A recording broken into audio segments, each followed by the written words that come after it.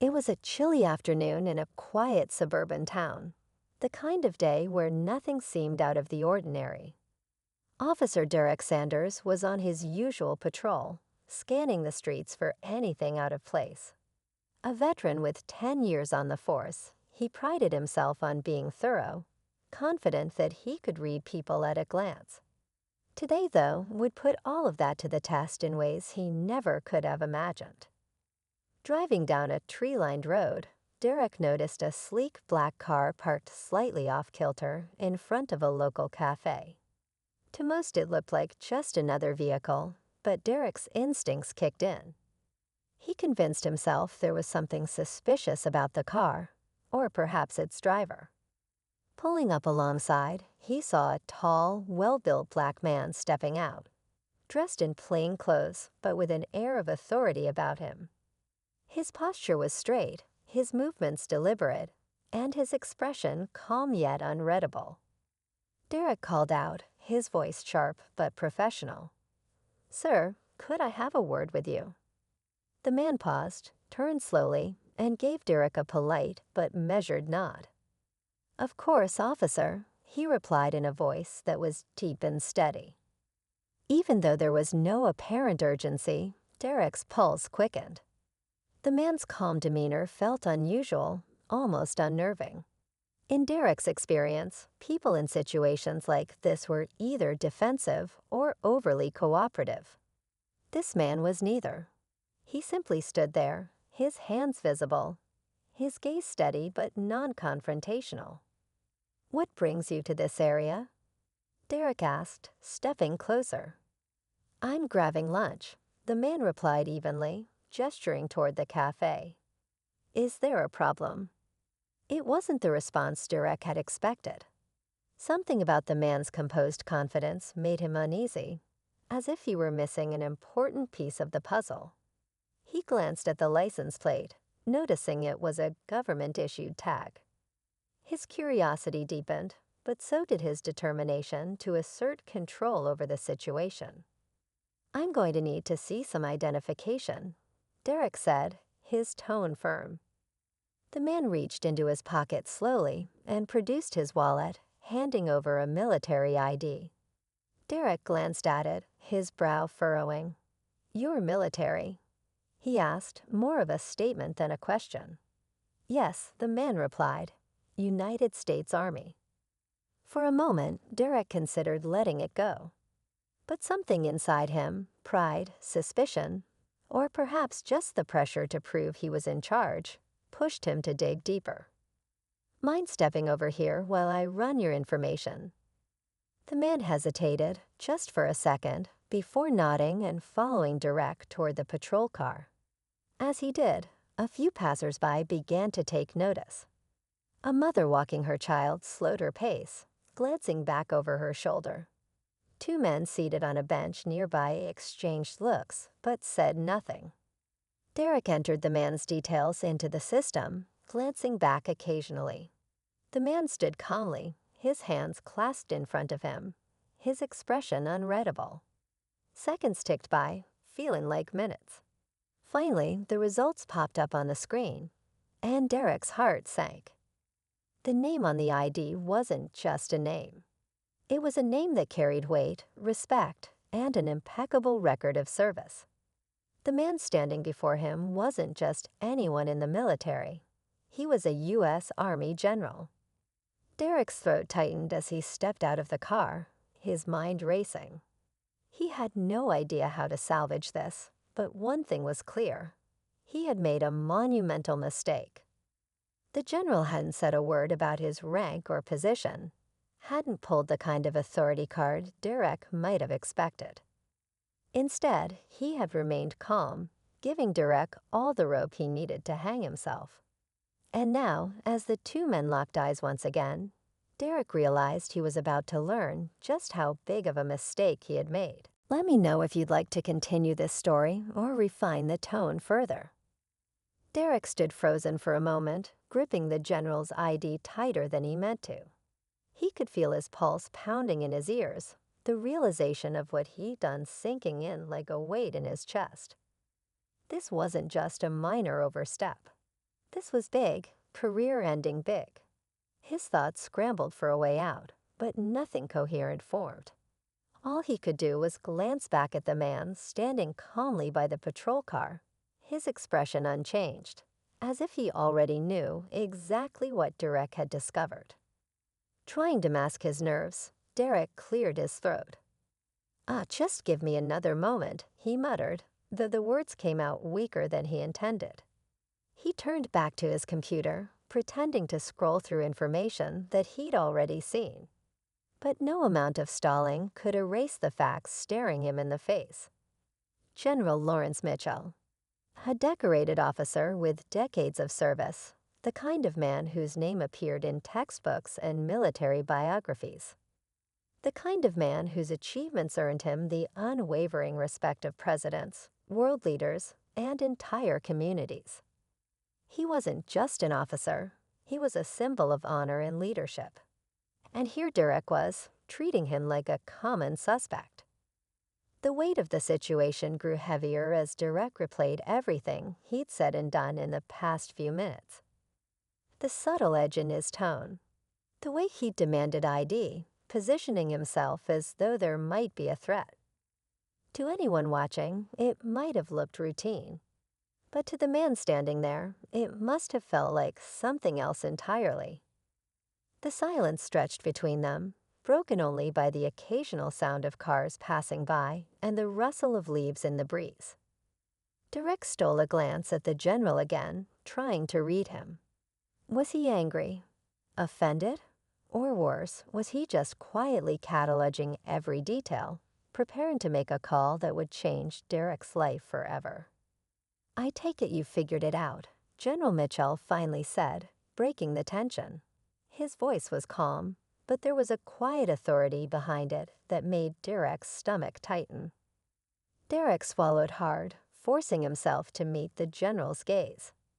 "Yes, sir," he said, the words almost catching in his throat. I didn't realize." Mitchell raised a hand, cutting him off. "Save it," he said evenly. "I'm not looking for excuses." For a moment, Derek felt like a child being reprimanded by a teacher. He had always prided himself on being in control, on knowing how to handle any situation. But now, standing in front of this man, he felt small, powerless. As if sensing the inner turmoil, the general took a slow step closer. "Do you know why I didn't say anything earlier?" he asked, his tone almost conversational. Derek hesitated. "No, sir," he admitted. Mitchell tilted his head slightly, his eyes narrowing just enough to make Derek feel like he was being studied. "Because I wanted to see how you'd handle it. I wanted to see if you'd treat me with the same respect you'd give anyone else, or if you'd let your assumptions get the better of you." The words hit Derek like a gut punch. He opened his mouth to respond, but no words came. What could he say? That the general was wrong? That he'd been fair and unbiased? The evidence was all around them, in the cautious way Derek had approached, in the subtle tension in his voice, in the lingering stares from the people who'd stopped to watch. Before Derek could find a response, Mitchell continued, "You probably think I'm upset because of who I am. Because of my rank, my position. But that's not it." He paused, letting the words sink in. "What bothers me is what this situation says about you. About how you see people like me." Derek felt his face flush with heat. "With all due respect, sir, I wasn't trying to." "Don't," Mitchell said sharply, his voice cutting through the air like a blade. "This isn't about you trying. It's about what you did. And what you didn't do." The silence that followed was deafening. Derek could feel the eyes of the bystanders on him, their quiet judgment pressing down like a weight on his shoulders. He wanted to defend himself, to explain that he'd just been doing his job, that it wasn't personal. But deep down, he knew that wasn't entirely true. Mitchell's gaze softened slightly, though his expression remained stern. "Let me ask you something, Officer Sanders," he said. If I'd been wearing my uniform, would this have gone differently? Derek hesitated, the question catching him off guard. I don't know, sir, he said finally, though the answer felt hollow even as he said it. Mitchell nodded slowly, as if he'd expected the response. And that's the problem, he said quietly. Derek looked down at the ID in his hand, his thoughts a swirling mess of guilt, frustration, and shame. He'd spent years telling himself he was one of the good guys, that he treated everyone fairly, that he didn't let biases cloud his judgment. But now, faced with the harsh reality of his actions, he wasn't so sure. The sound of a car door opening pulled Derek from his thoughts.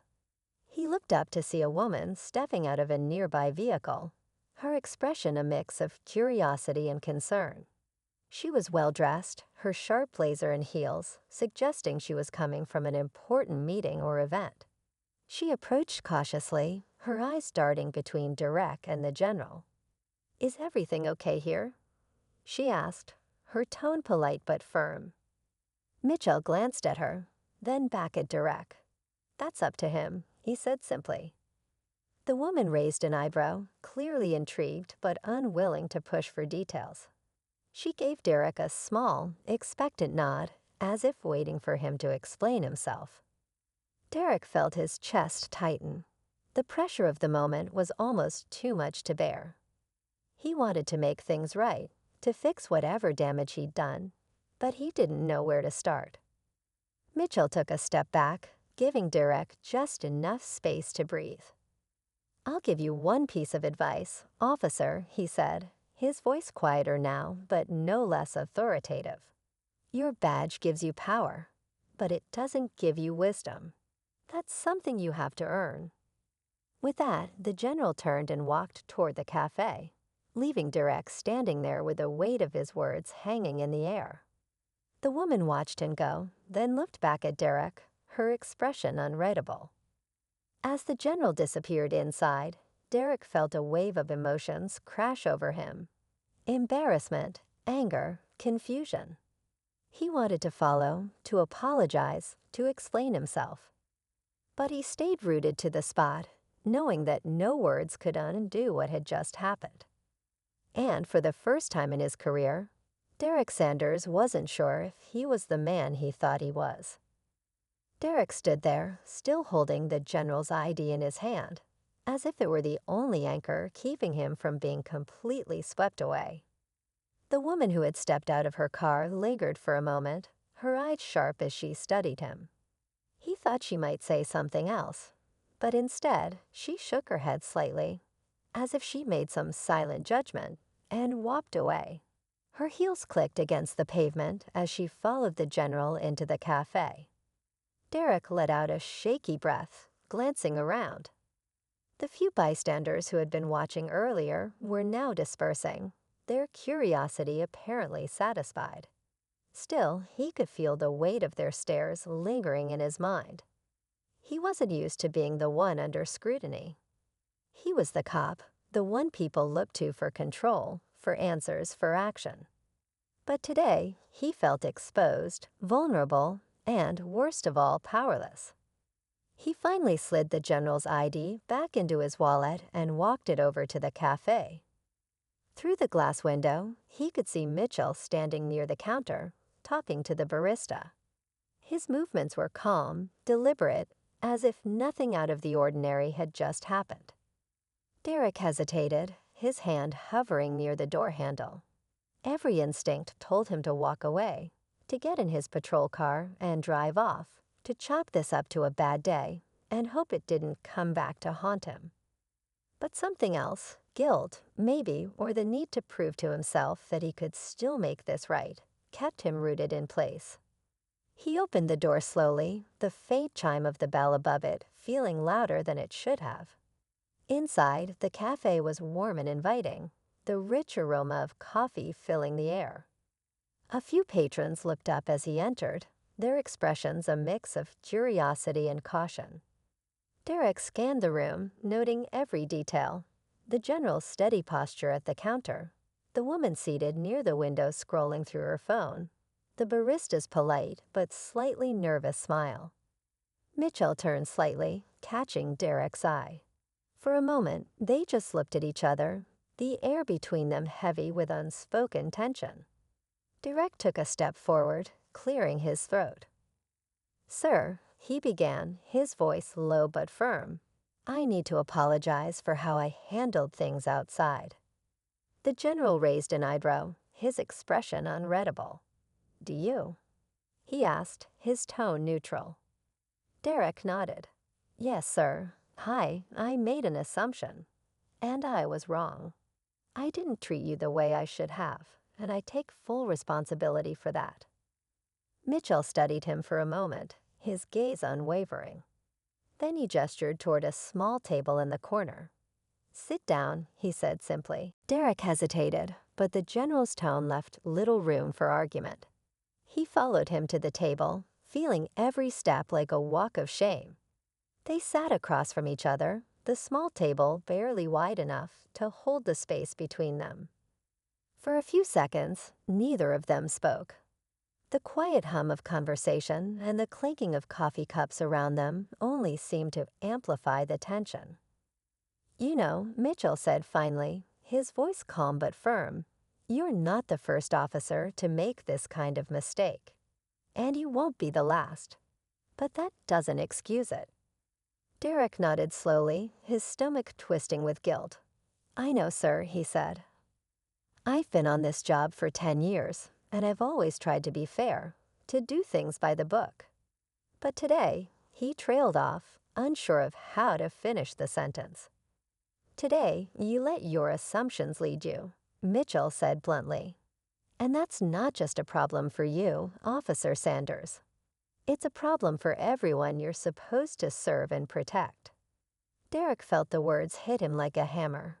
He wanted to argue, to explain that he wasn't like that he wasn't one of those asterisk cops. But deep down, he knew the general was right.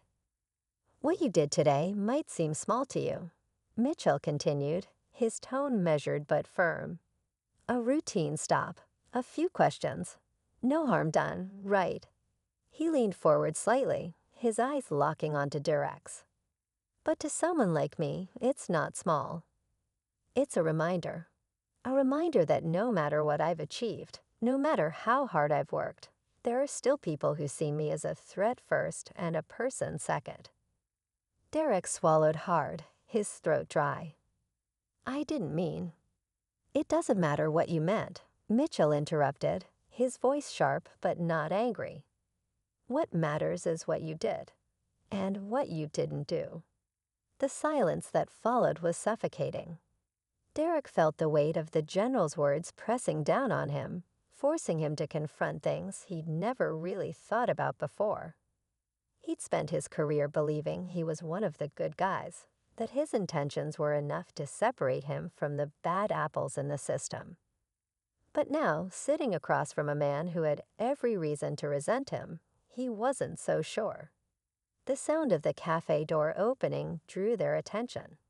Derek glanced over to see the woman from earlier stepping inside, her sharp heels clicking against the tile floor. She spotted them immediately and made her way over, her expression unreadable. "General Mitchell," she said, her tone polite but firm, "is everything okay here?" Mitchell glanced up at her, then back at Derek. "That depends," he said evenly. "Officer Sanders and I were just having a conversation." "Isn't that right?" Derek nodded quickly, his pulse quickening. "Yes, ma'am," he said. The woman looked between them, her sharp eyes narrowing slightly. "Well, if there's anything you need, just say the word," she said, her voice carrying a subtle edge that suggested she wasn't just making a casual offer. Mitchell gave her a small nod. "I'll keep that in mind. Thank you." She lingered for a moment, her gaze still fixed on Derek, before finally turning and walking toward the counter. Derek exhaled quietly, the tension in his chest easing just slightly. "You know who that is, don't you?" Mitchell asked, his tone almost conversational. Derek shook his head. "No, sir." Mitchell leaned back in his chair, a faint smile playing at the corners of his mouth. "That's Colonel Davis. She's my second in command, and she's very good at her job." Derek felt his stomach drop again. Of course the general wouldn't be alone. People like him didn't just wander into town without a reason. The realization only added to his growing sense of unease. Mitchell stood, pushing his chair back slowly. "I'll tell you this much, Officer Sanders," he said, his voice steady but heavy with meaning. "Today's not the day I decide what to do about this. But make no mistake, there will be consequences. Not just for you, but for what you represent." Derek looked up at him, his chest tightening with a mix of fear and shame. He wanted to say something, to plead his case, to ask for another chance. But the words wouldn't come. As the general walked away, leaving Derek alone at the table, he realized something that chilled him to the core. This wasn't just about one bad decision or one unfortunate encounter. This was about something bigger, something that would follow him long after today. And for the first time in his career, Derek wasn't sure if he was ready to face it. Derek sat at the small cafe table, staring at the empty seat across from him. The general's words echoed in his mind, each one heavy with implications he couldn't shake. There will be consequences. That phrase clung to him like a shadow, growing darker and larger with every passing second. His palms felt clammy, and the faint hum of the cafe now seemed overwhelming, like every small sound was magnified in his head. He thought about calling his sergeant. Maybe he could get ahead of this somehow, explain what happened before Mitchell or his second-in-command made their move. But even as the idea crossed his mind, he knew it was useless. This wasn't the kind of situation that could be smoothed over with a quick explanation or apology. It was bigger than that, bigger than him. Derek glanced toward the counter, where the general now stood with Colonel Davis. They weren't looking at him, but he could feel the weight of their presence like a constant pressure on his chest. The colonel was speaking to the barista, her gestures sharp and deliberate, while the general leaned against the counter, his expression unreadable. For a moment, Derek wondered what they were talking about. Were they discussing him, planning their next steps, or were they simply ordering coffee, unbothered by the storm swirling in his mind? He tried to refocus, to think about what had led to this moment. The stop itself had been routine, or so he'd thought. A man stepping out of a car, a quick question, a request for ID. It was standard procedure, something he'd done countless times before. But now, with the clarity that only hindsight could provide, Derek could see all the ways he'd gone wrong. The assumptions he'd made. The tension in his voice. The way his hand had hovered near his holster, as if the man in front of him posed some unspoken threat. He had prided himself on being fair, on treating everyone equally. But now, faced with the stark reality of his actions, he couldn't deny the truth. His judgment had been clouded by bias, by fear, by something he didn't fully understand. And now he was paying the price. The cafe door opened, and Derek glanced up instinctively. A tall man in a crisp navy suit walked in, his presence commanding the room even before he spoke. He was middle-aged, with a clean-shaven face and an air of authority that was impossible to ignore. He spanned the room briefly before making his way toward the general and Colonel Davis. Derek's stomach sank. He didn't know who this man was, but he could guess. Maybe another high-ranking officer, someone connected to the general, someone who would make sure this situation didn't go unnoticed. The three of them spoke quietly near the counter, their voices too low for Derek to hear. The man in the suit gestured toward Derek at one point, and Derek felt his heart rate spike. They were definitely talking about him now. He shifted in his seat, the instinct to leave, just to walk out and escape this growing nightmare, almost overpowering. But he stayed. Leaving would only make things worse, and he knew it. If he wanted any chance of salvaging his career, his reputation, his sense of self, he had to face this head-on. After what felt like an eternity, the man in the suit turned and walked toward Derek's table. Derek straightened in his chair, trying to project some semblance of composure, though his heart was pounding so hard it felt like it might burst. "Officer Sanders?" the man asked, his voice calm but firm. "Yes," Derek said, his throat dry. The man pulled out a chair and sat across from him, his movements deliberate. He placed a leather portfolio on the table, its corners worn but polished. For a moment, he didn't say anything, just looked at Derek with an intensity that made him feel like he was being dissected. "My name is Edward Hayes," the man said finally.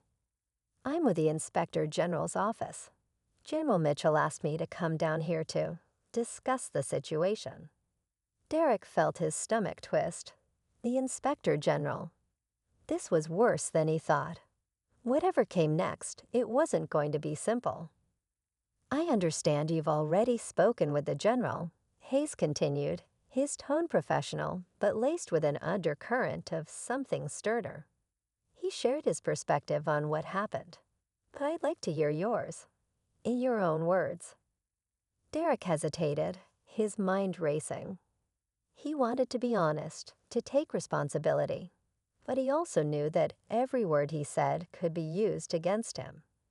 He took a deep breath, trying to steady his thoughts. "And in that time, how many traffic stops have you conducted?" Derek hesitated. "I don't know. Hundreds, maybe more." "Hundreds," Hayes repeated, his tone neutral. "And how many times have you made assumptions like this one?" The question hit Derek like a slap. He opened his mouth to respond, but no words came. How many times had he let his instincts, his biases, his fears dictate his actions? How many times had he made someone feel the way General Mitchell must have felt today? Hayes didn't press him for an answer. Instead, he leaned back slightly, folding his hands on the table. "I'm not here to crucify you, Officer Sanders," he said. "But I am here to make sure you understand the gravity of this situation. What happened today isn't just a mistake. It's a reflection of a larger problem, one that goes beyond you, beyond this department, beyond this town." Derek felt the weight of those words settle over him, heavier than anything he'd felt before. He wanted to argue, to defend himself, to explain that he wasn't part of the problem. But deep down, he wasn't sure if that was true anymore. Before he could respond, the cafe door opened again, and a new figure stepped inside. This time, it was a reporter, her camera bag slung over one shoulder and her notebook in hand. She glanced around the room, her eyes landing on the general, then on Derek, then on Hayes. The tension in the air grew thicker. Derek could feel the walls closing in, the weight of everything pressing down on him. The story wasn't just going to end here, in this quiet cafe. It was going to explode, rippling outward in ways he couldn't predict or control. And in that moment, Derek realized something that chilled him to the bone. This wasn't just about his actions anymore. It was about the system he represented, the trust he had broken, and the reckoning that was about to begin. The reporter's entrance shifted the energy in the cafe entirely. Derek could feel it like a crackle in the air, a warning that something was about to change. Her purposeful strides, the way she scanned the room with practiced precision, told him she wasn't here by accident. She knew something, maybe everything. Her eyes lingered on him for a moment too long before she turned her attention to General Mitchell. Derek's chest tightened as he watched her approach the counter where Mitchell and Colonel Davis stood. They exchanged brief, guarded words, the general keeping his voice low and calm. But even from a distance, Derek could see the subtle shift in Mitchell's body language, a slight straightening of his shoulders, a steely resolve in his expression. Derek's pulse quickened. This wasn't just about the incident anymore. This was about the narrative, the story that would spread far beyond this small cafe and his own internal struggle. It was about how it would be framed, what parts would be highlighted, and who would be cast as the villain. He forced himself to look away, trying to steady his breathing. But just as he thought the storm might pass him by, the reporter turned on her heel and began walking straight toward him. "Officer Sanders," she said, her voice crisp and direct. "Do you have a moment to comment on what happened here today?" The question hit him like a jolt of electricity. Derek hesitated, his mind racing. He wasn't sure what she knew, how much she'd pieced together, or who had tipped her off. But her eyes were sharp, probing, and he knew she wouldn't leave without a response. I don't think now's the right time," Derek said, his voice quieter than he intended. She raised an eyebrow, her pen poised over her notebook. "I understand this might be a difficult situation, but transparency is important, wouldn't you agree? Especially when it involves a high-ranking officer like General Mitchell." The way she said the general's name sent a chill down Derek's spine. It wasn't just a question. It was a challenge, a subtle reminder that this was bigger than him. "I can't comment without authorization," Derek said finally, falling back on the only excuse he could think of. The reporter didn't seem fazed. Instead, she tilted her head slightly, her gaze unwavering. "Fair enough," she said, her tone polite but edged with determination. "But just so you know, there's already footage of the incident circulating online. It's only a matter of time before people start asking questions." Derek's stomach dropped. Footage. His mind raced as he replayed the events of the stop, trying to remember if anyone had been recording. He hadn't noticed any phones, but in today's world, cameras were everywhere, hidden in plain sight, capturing moments you didn't even realize were happening. Before he could respond, the cafe door opened again. This time, it wasn't a reporter or a stranger. It was his sergeant. Sergeant Miller was a no-nonsense man, built like a linebacker and with a reputation for being both fair and firm. His presence in the cafe was enough to make Derek's pulse quicken. He hadn't called for backup, but Miller's arrival felt like both a lifeline and a judgment. Mitchell's gaze shifted to Derek, and for a moment, the weight of it was almost unbearable. "Good," he said, "because this isn't just about one officer. It's about accountability, about making sure this doesn't happen again." Derek wanted to respond, to say something, anything, but his voice failed him. The tension in the air was almost suffocating, and he knew the worst was yet to come. The next few hours passed in a blur. Derek sat in a small, starkly lit conference room at the station, his hands clasped tightly in front of him as he waited for whatever was coming next. His uniform felt heavy, the badge on his chest no longer a symbol of pride, but of the burden he now carried. The chief had arrived not long after the cafe incident, and Derek could hear the muffled hum of voices through the walls, sharp, decisive tones that made it clear decisions were being made without him. Finally, the door opened. General Mitchell entered first, his presence as commanding as ever, followed by Edward Hayes and Sergeant Miller. The chief came in last, closing the door behind him with a quiet click that seemed louder than it should have been. They all took seats around the table, the air in the room thick with unspoken tension. "Officer Sanders," the chief began, his voice measured but cold. "You've put this department in a very difficult position. We've reviewed the footage from earlier today, as well as your service record. While there's no history of misconduct, today's incident raises serious concerns about your judgment and behavior in the field." Derek opened his mouth to respond, but the chief raised a hand to stop him. "I'm not finished. This isn't just about protocol or procedure. It's about trust, trust that the public places in us to protect and serve without bias. And right now, that trust is hanging by a thread. General Mitchell leaned forward slightly, his gaze fixed on Derek.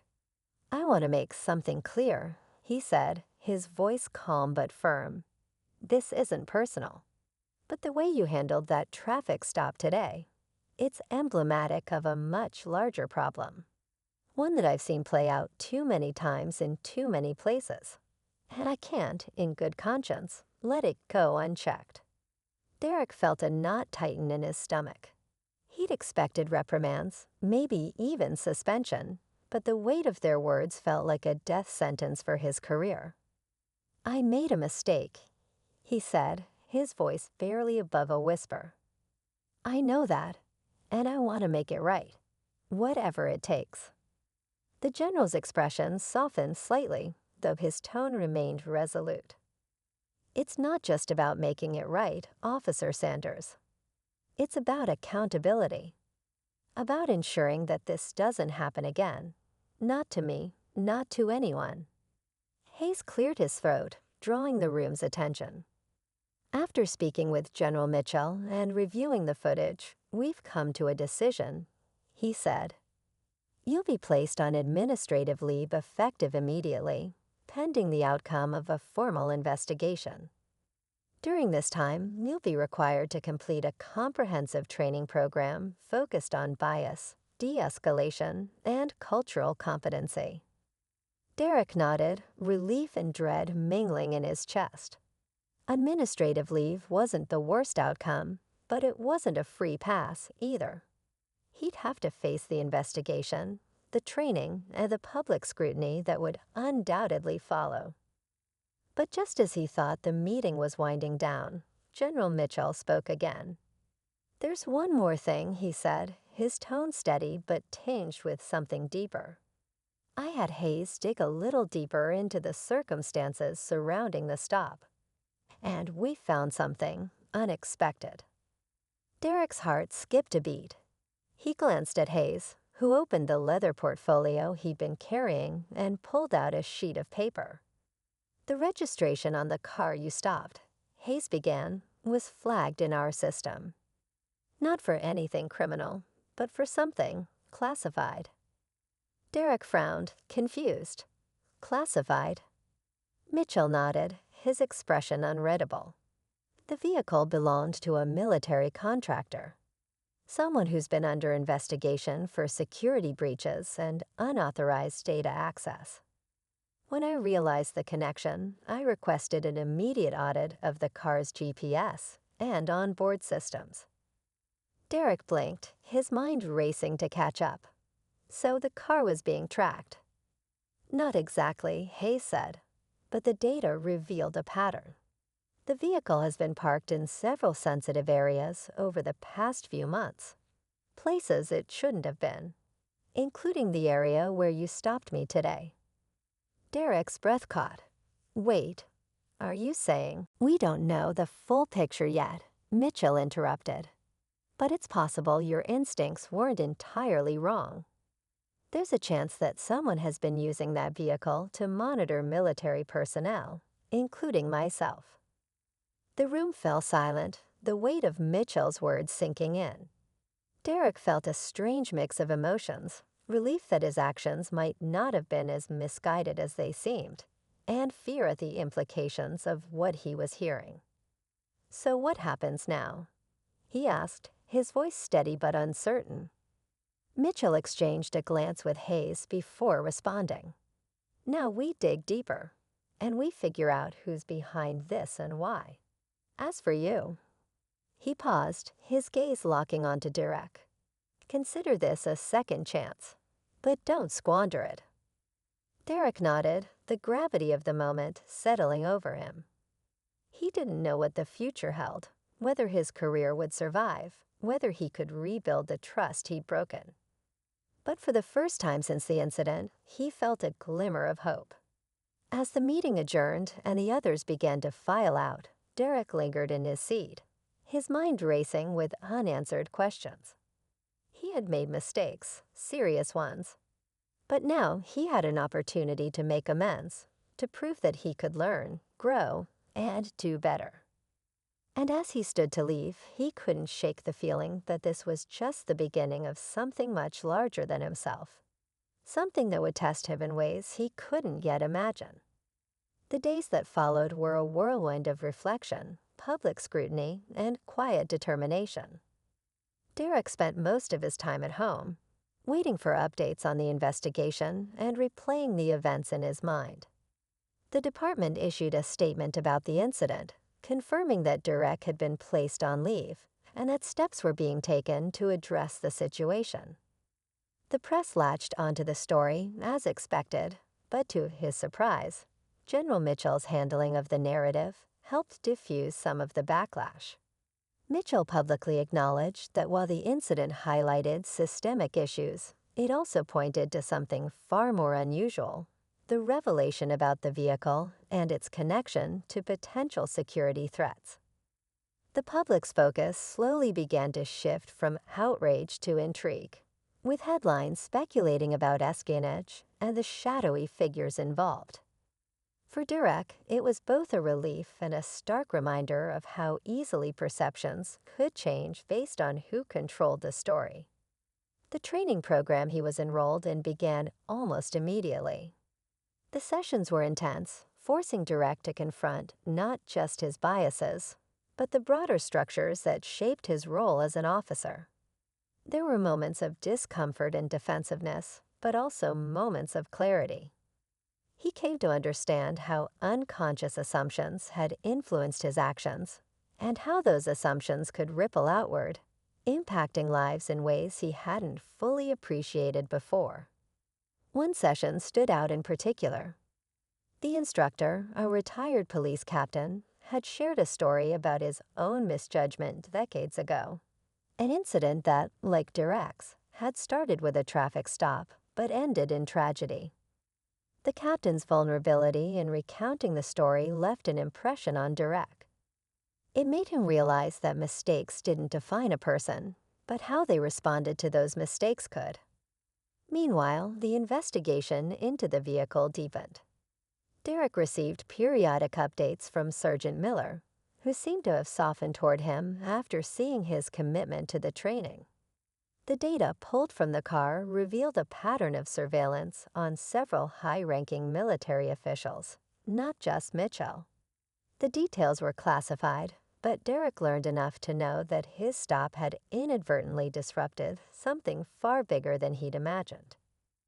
The true turning point came 2 weeks later when Mitchell himself called Derek. The conversation was brief but impactful. Mitchell informed him that the surveillance operation had been traced back to a rogue contractor with ties to a foreign intelligence agency. The discovery had already led to several arrests, and Mitchell didn't mince words in acknowledging that Derek's actions, however flawed, had played a role in uncovering the plot. "I'm not excusing what you did," Mitchell said firmly, "but you should know that sometimes even mistakes can lead to the right outcomes. Learn from this, and make sure you do better." The call ended, leaving Derek with a mix of emotions. He felt a sense of relief, but also a renewed sense of responsibility. The events of the past weeks had forced him to confront hard truths about himself and his profession, and he was determined to carry those lessons forward. When the internal investigation concluded, the department decided against terminating Derek. Instead, he was reassigned to a new role focused on community engagement and training. It was a chance to rebuild trust, not just with the public, but with himself.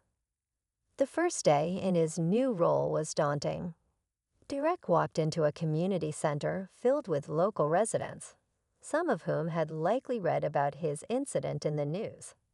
He introduced himself, feeling the weight of their skepticism, and began the conversation with honesty.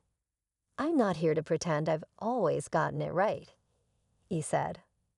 "I'm here because I want to do better, and because I believe we can only move forward if we do it together."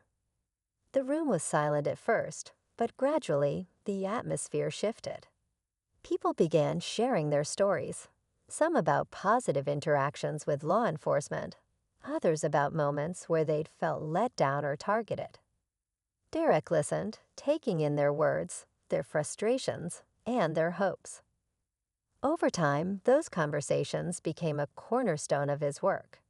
He partnered with local leaders to host workshops, started youth mentorship programs, and collaborated with other officers to implement new training protocols. It wasn't easy and progress was slow, but every small step felt meaningful. General Mitchell kept in touch occasionally, offering guidance and encouragement. Their relationship had transformed from one of tension to one of mutual respect. Mitchell even attended one of Derek's workshops, sharing his own experiences and emphasizing the importance of accountability and growth. Months later, Derek found himself reflecting on everything that had happened. The memory of that traffic stop still haunted him, but it no longer defined him.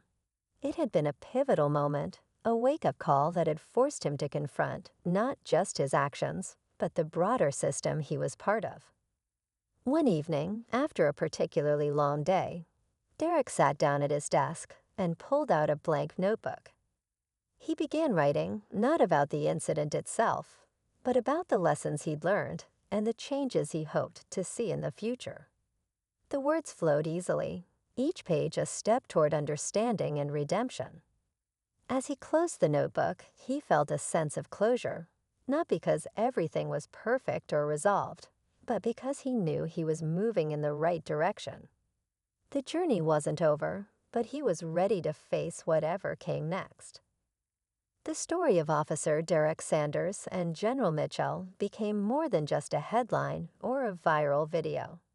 It became a testament to the power of accountability, the importance of second chances, and the potential for growth, even in the face of mistakes. And as Derek looked out the window that night, the city lights twinkling in the distance, he felt something he hadn't felt in a long time: hope.